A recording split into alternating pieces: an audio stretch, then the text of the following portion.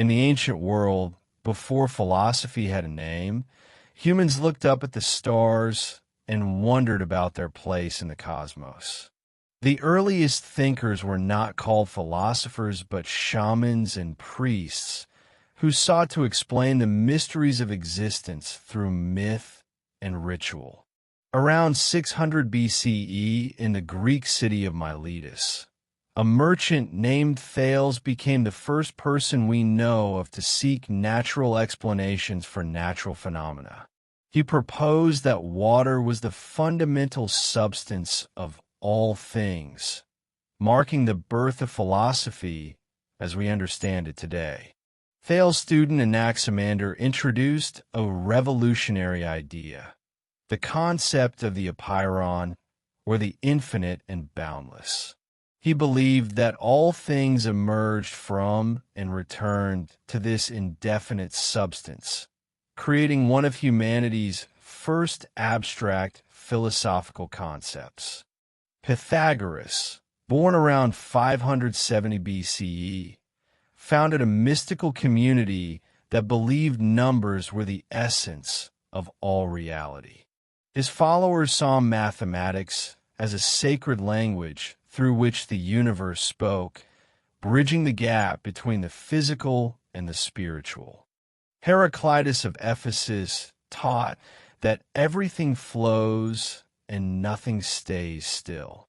His famous saying, "You cannot step into the same river twice," captured the idea that change is the only constant in existence, a truth that would echo through philosophy for millennia. In contrast to Heraclitus, Parmenides argued that change is an illusion and that reality is eternal and unchanging. This fundamental disagreement about the nature of being and becoming would shape philosophical discourse for centuries to come. The Sophists emerged in 5th century Athens as traveling teachers who taught rhetoric and the art of persuasion. Protagoras, the most famous among them, declared that man is the measure of all things, suggesting that truth is relative to each individual's perception. In ancient India, around the same time as the Greek philosophers, the Upanishads were being composed. These sacred texts explored the nature of reality and consciousness, introducing the concept of Brahman, the ultimate reality underlying all existence. Socrates walked the streets of Athens in the late 5th century BCE, claiming to know nothing, yet questioning everything. His method of inquiry through dialogue, now called the Socratic method, transformed philosophy from abstract speculation into a rigorous examination of how we should live. Plato, Socrates' most devoted student, founded the Academy in Athens around 387 BCE, creating what many consider the first university in Western civilization. Here, he developed his theory of forms, proposing that the physical world is merely a shadow of a higher realm of perfect, eternal ideas. In Plato's famous allegory of the cave, prisoners chained in darkness mistake shadows on a wall for reality. This powerful metaphor illustrated how most people live in ignorance, mistaking appearances for truth, while philosophers seek the light of genuine knowledge. Aristotle entered Plato's Academy at age 17 and studied there for 20 years. Unlike his teacher, he believed that reality existed in the physical world itself, not in some separate realm of forms, marking a fundamental shift in philosophical thinking. Aristotle systematized human knowledge into distinct fields of study, creating what we now call logic, biology, physics, ethics, and politics. His careful observations of the natural world established the empirical method that would guide scientific inquiry for 2,000 years. In China, Confucius taught that social harmony depends on proper relationships and moral cultivation. His philosophy emphasized filial piety, respect for tradition, and the power of education to transform both individuals and society. Laozi, the legendary founder of Taoism, spoke of the Tao, or the Way, an ineffable force flowing through all existence. His teachings encouraged Wu Wei, effortless action in harmony with nature, suggesting that wisdom comes from yielding rather than forcing. After Alexander the Great's conquest scattered Greek culture across the known world, new philosophies emerged to address the anxieties of cosmopolitan life. The Epicureans, following Epicurus, taught that pleasure, particularly the absence of pain and anxiety, was the highest good. The Stoics, founded by Zeno of Citium, offered a different path to tranquility. They taught that we should accept whatever happens with equanimity, focusing only on what lies within our control and viewing everything else with serene indifference. In India, Siddhartha Gautama achieved enlightenment under the Bodhi tree and became the Buddha. His Four Noble Truths diagnosed the human condition as suffering, traced its cause to desire, and prescribed the Eightfold Path as the cure, offering liberation from the cycle of rebirth. Nagarjuna, a Buddhist philosopher of the 2nd century, developed the concept of emptiness, or sunyata. He taught that all phenomena lack inherent existence and arise only through interdependent relationships, challenging our assumptions about the solidity of reality. As Christianity spread through the Roman Empire, philosophers began weaving Greek thought into religious doctrine. Plotinus, the founder of Neoplatonism, described reality as emanating from the One, a perfect and ineffable source from which all existence flows like light from the Sioux. St. Augustine, writing in the 4th and 5th centuries, wrestled with the problem of evil in a world created by a benevolent God. His Confessions explored the depths of human consciousness, memory, and time, creating one of the first great works of autobiography and psychological introspection. In the Islamic Golden Age, Al-Kindi became the first philosopher to integrate Aristotelian thought with Islamic theology. He argued that reason and revelation were complementary paths to truth, establishing a tradition of rational inquiry within the Islamic world. Avicenna, or Ibn Sina, wrote over 400 works on philosophy, medicine, and science. His proof for the existence of God through the concept of the necessary being influenced both Islamic and Christian medieval thought, bridging cultures through the power of logical reasoning. In medieval Europe, Anselm of Canterbury proposed the ontological argument, claiming that God must exist because existence is a perfection, and God by definition possesses all perfections. This purely logical approach to proving God's existence would fascinate philosophers for centuries. Thomas Aquinas synthesized Aristotelian philosophy with Christian theology in his Summa Theologica. He argued that faith and reason work in harmony, with natural reason capable of proving some truths about God, while revelation discloses others beyond reason's reach. The Jewish philosopher Maimonides navigated the tensions between philosophy and religion in his Guide for the Perplexed. He taught that apparent contradictions between scripture and reason could be resolved through proper interpretation, showing that both were paths to understanding the divine. William of Ockham introduced his famous razor, a principle of parsimony suggesting that simpler explanations are preferable to complex ones. This methodological tool became fundamental to scientific and philosophical inquiry, cutting away unnecessary assumptions in the search for truth. As the Renaissance dawned in Europe, Niccolò Machiavelli wrote The Prince, offering a stark and realistic view of political power.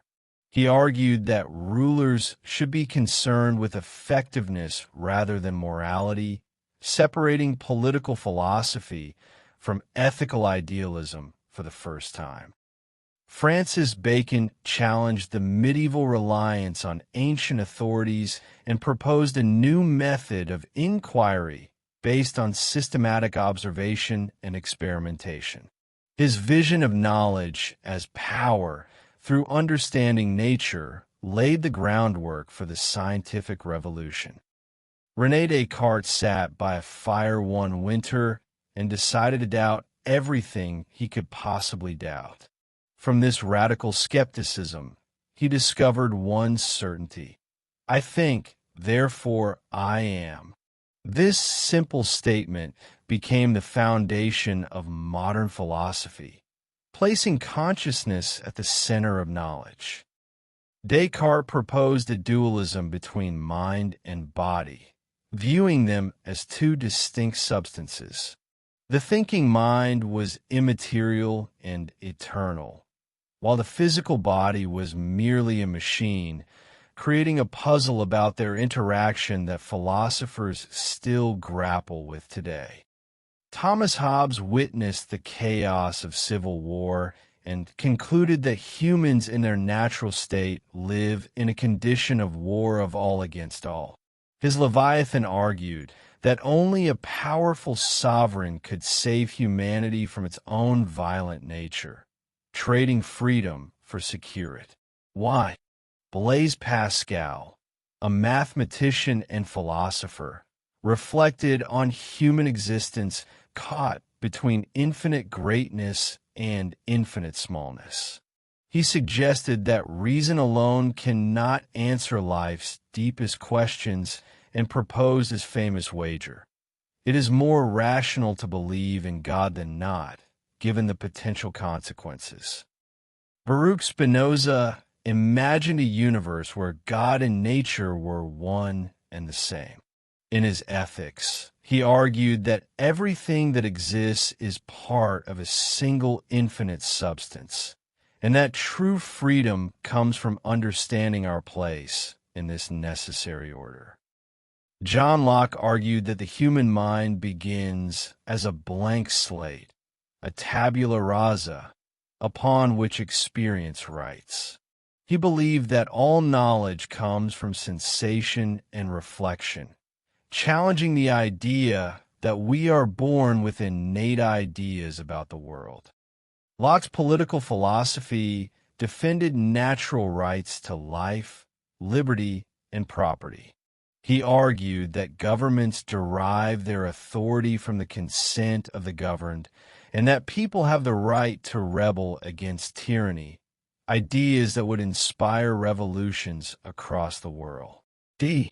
George Berkeley proposed a startling idea: to be is to be perceived. He argued that material objects exist only as ideas in minds, either human minds or the mind of God.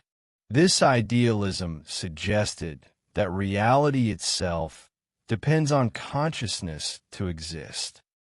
David Hume took empiricism to its logical conclusion and found that we cannot prove the existence of causation, the self, or the external world through reason alone. His radical skepticism awakened Immanuel Kant for what he called his dogmatic slumber.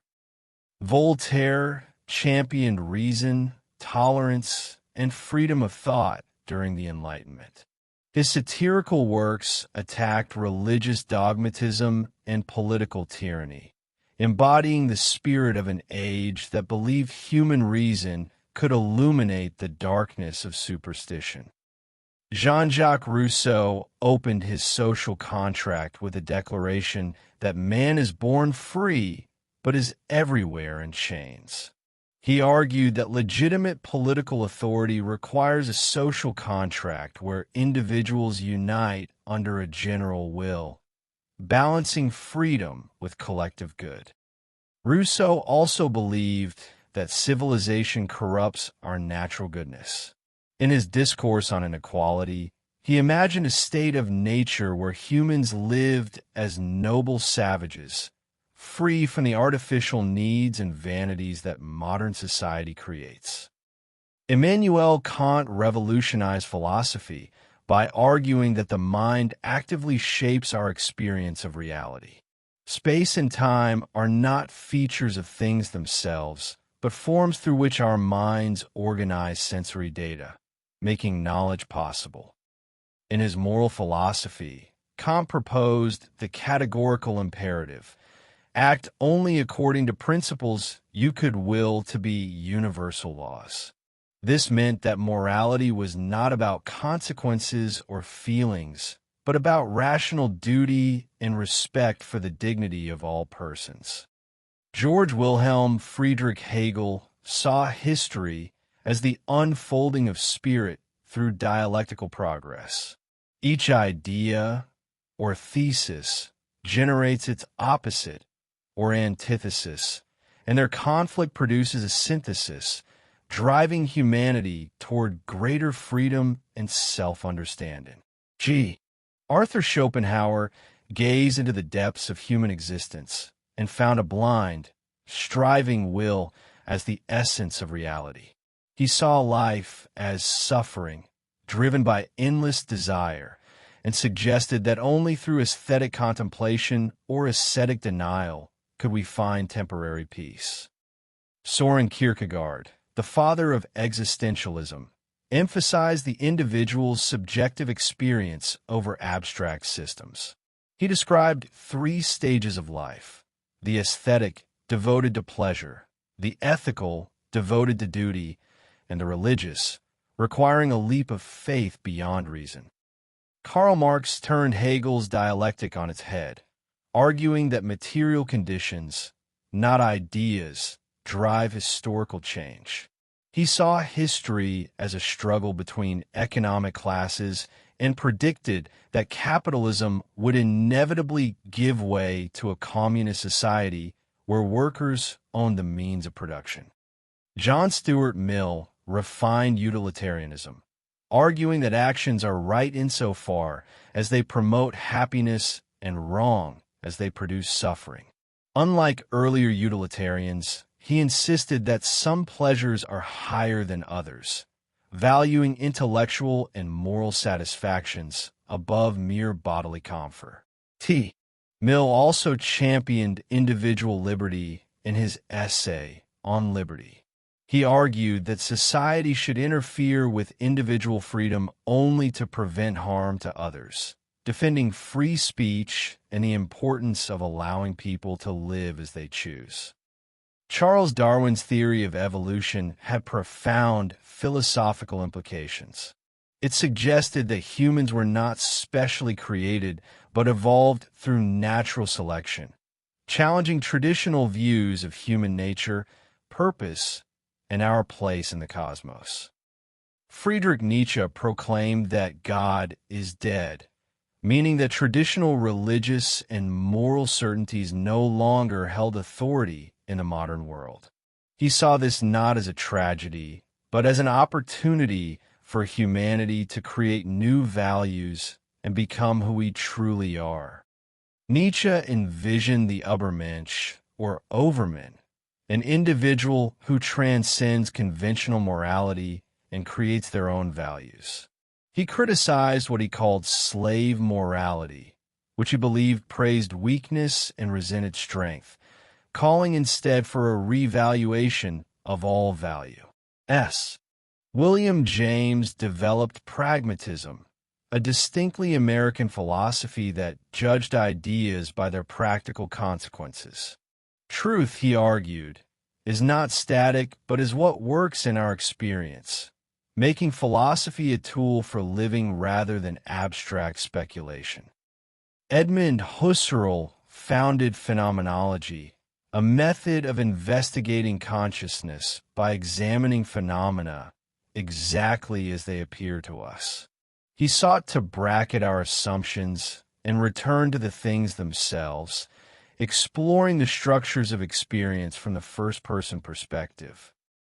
Bertrand Russell and Alfred North Whitehead attempted to ground all mathematics in pure logic with their Principia Mathematica. This monumental work exemplified the analytic tradition's commitment to clarity, precision, and the careful analysis of language and concepts. Ludwig Wittgenstein, in his Tractatus Logico-Philosophicus, proposed that the limits of language are the limits of our world. He believed that philosophical problems arise from misunderstandings about language, and that what cannot be said clearly should be passed over in silence. Martin Heidegger asked the most basic question of all: what does it mean to be? In Being and Time, he explored human existence as Dasein, or being there, emphasizing that we are always already thrown into a world of meanings, relationships, and possibilities. Heidegger argued that modern technology reveals the world merely as standing reserve, resources to be exploited. He worried that this technological mindset obscures other ways of relating to being, reducing everything to usefulness and calculation. Jean-Paul Sartre declared that existence precedes essence, meaning humans are not born with a predetermined nature, but must create themselves through their choices. This radical freedom brought both possibility and anguish, as we bear full responsibility for who we become. Sartre famously wrote that we are condemned to be free. Even refusing to choose is itself a choice. This inescapable freedom meant that bad faith, deceiving ourselves about our freedom and responsibility, was a constant human temptation. And Simone de Beauvoir examined how women have been defined as the other throughout history, existing only in relation to men rather than as autonomous subjects. Her work, The Second Sex, became foundational to feminist philosophy, challenging centuries of assumptions about gender. Albert Camus explored the absurd, the conflict between our human need for meaning and the universe's indifference to that need. In The Myth of Sisyphus, he argued that we must imagine Sisyphus happy, finding freedom and dignity in embracing life despite its fundamental meaninglessness. Karl Popper proposed that scientific theories can never be proven true, but only falsified. He argued that what distinguishes science from pseudoscience is not verification, but the willingness to specify conditions under which a theory would be proven wrong, opening knowledge to constant revision. Hannah Arendt reflected on the nature of evil after witnessing the horrors of totalitarianism. She introduced the concept of the banality of evil, observing that great atrocities are often committed not by monsters, but by ordinary people thoughtlessly following order. Ludwig Wittgenstein, in his later philosophy, moved away from his earlier views and argued that meaning comes from use in language games. Words do not represent reality like pictures, but function as tools in different forms of life, each with its own rules and purposes. Willard Van Orman Quine challenged the distinction between analytic truths, known by meaning alone, and synthetic truths, known through experience. He argued that our beliefs form a web, and any statement can be revised if doing so helps the whole system better account for experience. Thomas Kuhn revolutionized our understanding of science by showing that it does not progress smoothly, but through paradigm shifts. Normal science operates within a framework of assumptions until anomalies accumulate, triggering revolutionary change to a new paradigm. John Rawls asked us to imagine designing a just society from behind a veil of ignorance, not knowing what position we would occupy in it. This thought experiment led him to principles ensuring equal basic liberties and arranging inequalities to benefit the least advantaged. D. Michel Foucault examined how power operates through knowledge, discourse, and institutions. He showed how prisons, hospitals, and schools discipline bodies and normalize behavior, revealing that power is not just repressive, but productive, shaping the very subjects it governs. Foucault also explored how concepts like madness, sexuality, and criminality are historically constructed rather than natural categories. What counts as normal or abnormal changes across time and culture, revealing the contingency of what we take for granted. Jacques Derrida developed deconstruction, a method of reading texts that reveals their internal contradictions and hidden assumptions. He showed that binary oppositions like speech and writing, presence and absence, are never stable but always collapsing into each other. Emmanuel Levinas placed ethics at the foundation of philosophy, arguing that our responsibility to the other precedes all theory and self-interest. The face of the other makes an infinite ethical demand upon us, calling us to respond with care and just stick. E. Saul Kripke distinguished between how we refer to things and what properties they have, revolutionizing philosophy of language. He argued that proper names are rigid designators, referring to the same individual across all possible worlds, challenging descriptivist theories of meaning. Donald Davidson proposed that to understand another person's language, we must interpret their words charitably, assuming they hold mostly true beliefs. This principle of charity suggests that radical disagreement about basic matters is impossible, as communication requires shared rationality.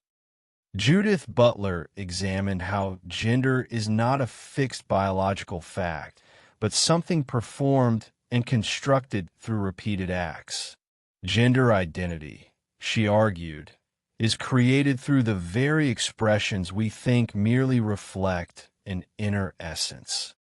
Martha Nussbaum developed the capabilities approach, arguing that justice requires ensuring people have real opportunities to live flourishing lives. She identified essential human capabilities, from bodily health to practical reason to play, that societies must secure for all. Alastair MacIntyre critiqued modern moral philosophy for losing sight of virtue in narrative. He argued that we can only understand ourselves as characters in ongoing stories, embedded in communities with traditions that give our choices meaning and direction. Richard Rorty championed a pragmatic approach that abandons the quest for absolute truth and instead focuses on what beliefs are useful for achieving our purposes. He suggested we think of knowledge as solidarity with our community rather than correspondence with reality. Daniel Dennett explored consciousness from a naturalistic perspective, arguing that the self is not a simple entity, but a narrative center of gravity constructed by the brain. Our sense of unified consciousness, he suggested, is itself an illusion created by multiple parallel processes. Derek Parfit imagined thought experiments involving teleportation and brain transplants to show that personal identity is not what matters for survival. What we really care about, he argued, is psychological continuity and connectedness, not the existence of some metaphysical cell. Peter Singer applied utilitarian ethics to contemporary issues, arguing that if we can prevent suffering without sacrificing anything of comparable moral importance, we ought to do so. His work on animal rights and global poverty challenged comfortable assumptions about our ethical obligations. Thomas Nagel asked what it is like to be a bat, arguing that subjective experience has qualities that cannot be captured by objective physical descriptions. This highlighted the explanatory gap between brain processes and conscious experience, a challenge that remains at the heart of philosophy of mind. John Searle imagined a Chinese room to show that computational processes alone cannot create understanding. A person following rules to manipulate Chinese symbols might produce correct responses without comprehending meaning, suggesting consciousness requires something more than information processing. David Chalmers distinguished between the easy problems of consciousness, like explaining behavior and attention, and the hard problem, why physical processes give rise to subjective experience at all. This hard problem points to a fundamental mystery in our understanding of mind and matter. Hilary Putnam argued that meanings are not just in the head but depend on the external world. His twin Earth thought experiment showed that two people with identical mental states could refer to different things, demonstrating that reference involves social and environmental factors. Cornel West brought together pragmatism, Christianity, and critical theory to address issues of race, democracy, and justice. He emphasized the prophetic tradition of speaking truth to power and the importance of love, courage, and hope in confronting structural oppression. Christine Korsgaard explored the sources of normativity, asking what makes moral obligations binding. Drawing on Kant, she argued that moral laws arise from our nature as reflective beings who must endorse our reasons for action, making us the authors of moral law. Kwame Anthony Appiah developed cosmopolitanism, a vision of global ethics that respects both universal human dignity and local cultural differences.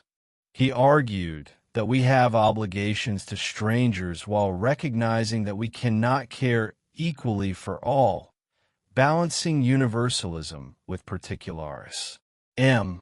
Miranda Fricker introduced the concept of epistemic injustice, showing how power relations can wrong people specifically in their capacity as knowers.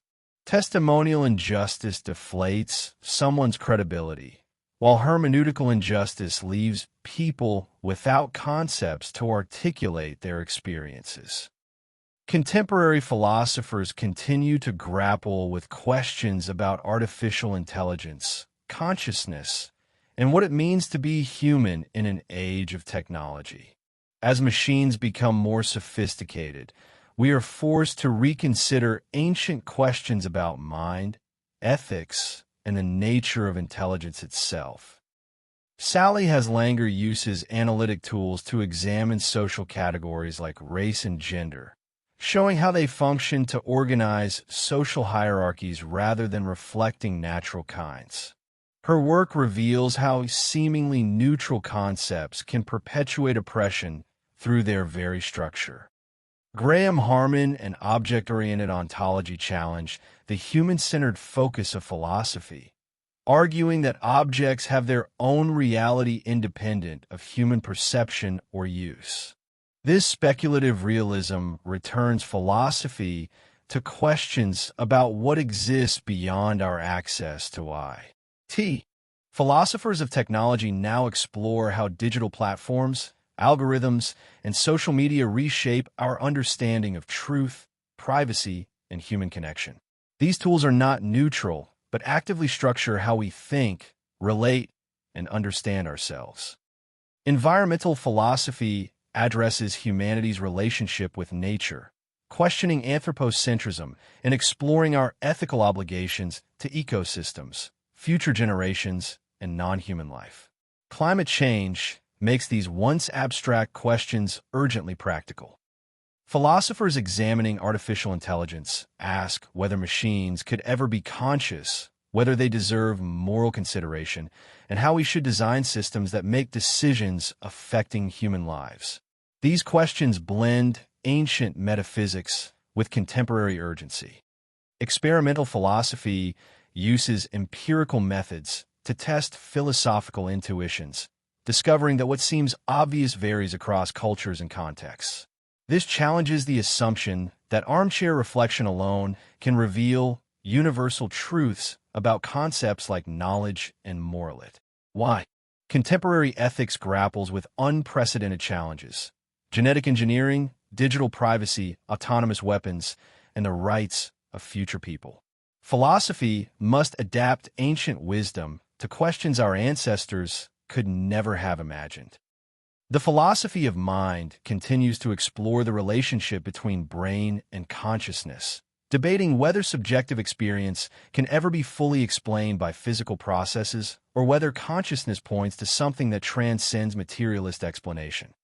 Philosophy today is more diverse than ever, incorporating voices and perspectives from traditions long marginalized in Western academia.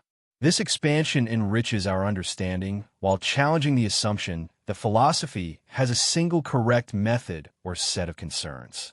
As we look toward the future, philosophy remains what it has always been: humanity's attempt to understand itself and its place in reality. From Thales wondering about water to contemporary thinkers pondering artificial minds, the fundamental questions endure, inviting each generation to think deeply about existence, knowledge, ethics, and meaning. The conversation continues, as long as humans remain curious about the nature of their world and themselves.